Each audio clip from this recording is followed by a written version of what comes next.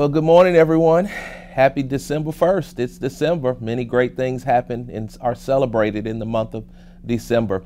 We're glad to be here as we are on our final countdown toward the end of the first semester. We just want to bring to your attention and your reminder a few important things.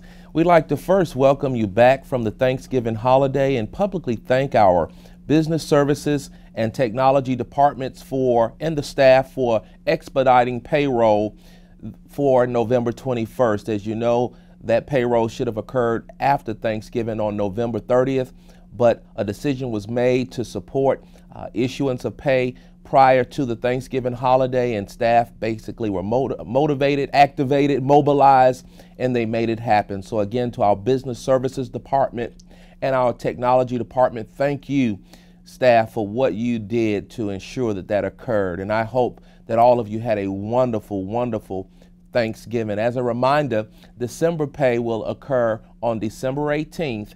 Again, our pay for December will occur on December 18th. That's before we are dismissed for the break, and we'll continue to update you on the January payroll cycle. We are working internally to see what date we can do the January payroll. So we'll again update you on our progress in that area.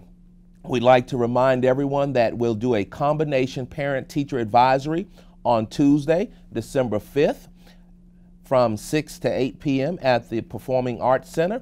We encourage you, of course, parents, teachers, and remember, we have no selection criteria. It's open to those of you that are inclined to attend and desire to attend. So we encourage you again on December 5th from 6 to 8 p.m. And my intention for doing a combination parent-teacher is because I want parents and teachers to engage in dialogue, and I'd like to facilitate that dialogue.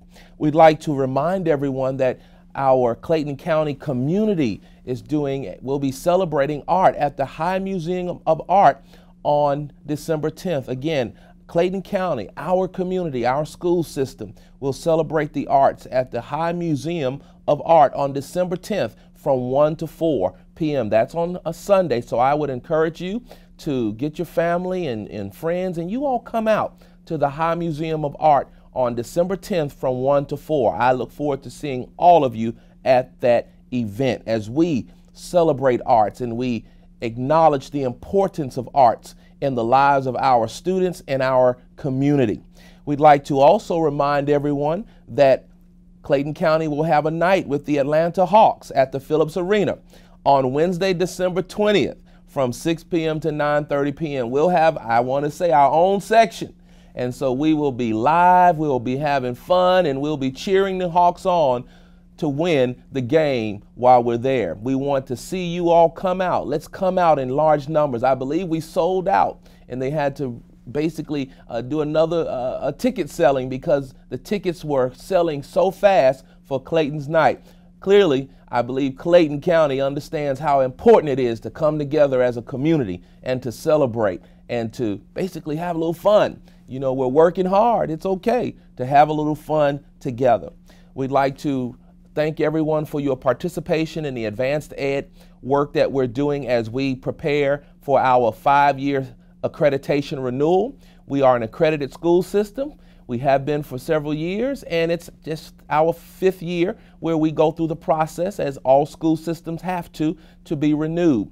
We're pleased that our board will be approving on this Monday night the vision, the mission, the beliefs, and the goals. Again, the vision, the mission, the beliefs, and the goals. And we appreciate all of you for giving us your feedback and participating as we develop that vision statement, that mission statement, those belief statements, and the goals. Once the board gives us their approval of that information on Monday night, we will begin to take the goals and identify our performance objectives and our initiatives. And our goal is not to create anything unnecessary, but to acknowledge the work that we're doing right now that we know is making a difference in the lives of our young people. So we appreciate your participation and look forward to your continued participation in that work.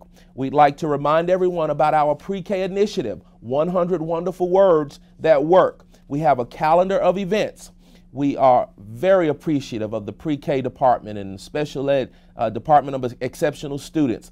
Everyone coming together, our ELA coordinator, curriculum instruction and assessment. Again, everyone coming together to roll this initiative out in a first-class way. We're working with our pre-K providers in our county to get the word out so our parents can take full advantage of this initiative that allows our students to connect at a very early age to college and careers by building their vocabulary, by building their ability to think critically, to make it a normal part of their behavior. Again, December 10th, one of the activities on the calendar is the Family Day at the High Museum of Art. We hope to see our families that have pre-K students. And don't forget, on December 11th, according to the calendar, we have the wonderful whimsical world of winter, December 11th. And on Monday, December 18th, we have the warm up to a great read family night. So again, the 100 wonderful words that work. Please, please go to the website. There's a link out there if you want to learn more about this wonderful initiative. And as I conclude today, I have to conclude talking about instruction. We're so pleased that the Department of Curriculum, Instruction, and Assessment is in the process of doing their instructional walks, focus walks.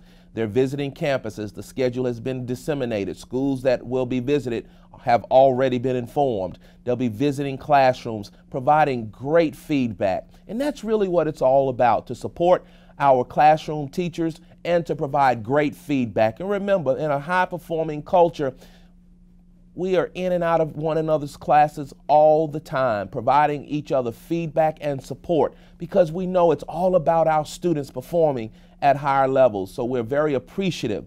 The schools that participate this year will receive a report that gives them areas of feedback, recommendations, areas in which we can support, action steps or next steps. So we're very excited about the continued work to improve, to achieve higher levels of quality in the areas of instruction.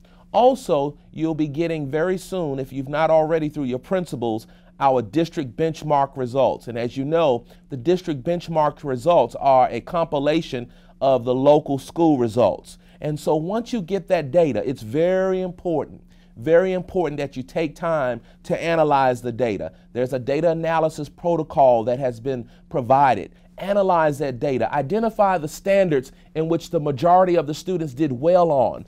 Identify the standards in which the majority of the students did not do well on. And most importantly, once you identify the standards that they did not do well on, then as a team, department, grade level, work together to ensure you address those standards. You reteach. You provide additional instructional activities. You provide targeted support, tutorials, etc. to students to basically mitigate for the deficits that they may have in those skills that are related to or needed for those standards. So I just encourage everybody, again, to, in addition to your common assessments that I know that all of you are administering and using, the unit assessments, now you have your district benchmarks. Take the data, identify the standards that the students did well in, identify the standards that the majority may not have done well in, and work as a team to address those standards, to reteach them, to provide targeted support, tutorials to the students so they can master those content standards. Remember, we're creating a culture of high performance. And so let's make sure we make full use of all the instructional period. Even on any day, you may give an assessment. After the assessment, don't allow students to sit there and do nothing. There are plenty of instructional activities that if a student finishes with one activity, whether it be an assessment or any other type of instructional activity, allow them to go to the next activity. There's always something to read, always something to write, and always some problem that they can solve. As our students take full use of every minute in the instructional day, we will achieve higher levels of performance. Remember, it's all about a culture. It's all about a culture, and we, the adults, we set the culture. when students get out of those cars or off those buses and they walk on the campus, we the adults set the culture. We set the culture for behavior, expectations for behavior. We set the culture for the expectation for instruction, and we set the culture for the expectation of their performance. By our everyday actions, we are producing a high-performing school system. We are well on our way. And as a team, I want all of you to know that we appreciate your efforts, we acknowledge your efforts, we recognize your efforts. Continue to work together, continue to support one another. Let us continue to model the appropriate behavior, attitudes, and dispositions for our students. Let's show them what high performance looks like every day, in every classroom, in every school. Thank you for what you're doing. I hope you have a great weekend. Get some rest this weekend. I'll be in the parade, the Jonesboro City Parade, tomorrow at 5 p.m. And I look forward to being in that Christmas parade. I just want all of you to know that as I visit campuses, I'm on my way to Church Street Elementary School this morning, where they are giving away 10 bicycles to young people that have just improved or shown growth or just have demonstrated high levels of performance. We are so appreciative of the work that our schools are doing. So Church Street, I'm on my way to see you, and I look forward to seeing you in a few minutes. But thank you to everyone for all that you're doing. I look forward as I continue to visit schools. Oh, I've got to acknowledge this school as well. Brown Elementary School opened up a STEM store. Oh my goodness, just a wonderful opportunity. Donated by Miss Anthony, I believe it's BE 100, BE radio station BE 100. Just a marvelous connection to the STEM work and the STEM culture that they're building over there at Brown Elementary School. Keep up the good work, Miss Principal and teachers and all at Brown, Miss Reeves over there at Brown Elementary School. We appreciate what you're doing. Keep up the good work. Keep up the good work. Make it real. Make it alive. Own the work. Create an environment where students are excited about learning and producing and performing at higher levels. Let's enjoy what we do. We're educators. This is our profession. This is our passion. If we don't enjoy it, who else will? Have a great weekend. I look forward to seeing you on the next time. Thank you.